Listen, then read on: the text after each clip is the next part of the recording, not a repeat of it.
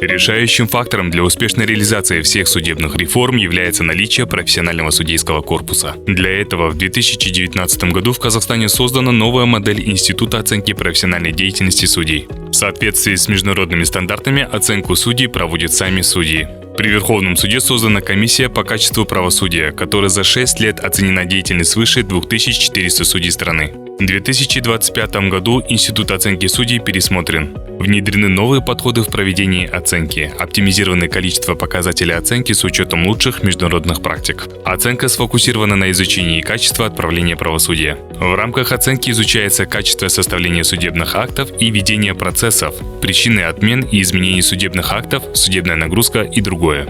Судьи проходят оценку профессиональной деятельности впервые по истечению 3 лет работы, периодически каждые 5 лет. Не проходят оценку судей, имеющие 20 и более лет судейского стажа. Внедрены IT-инструменты, позволяющие автоматически формировать показатели работы каждого судьи, тем самым минимизируя влияние человеческого фактора при оценке судей. В структуре судебной администрации функционируют подразделения, обеспечивающие деятельность комиссии, а также осуществляющие мониторинг качества работы судей посредством инструментов информационных технологий.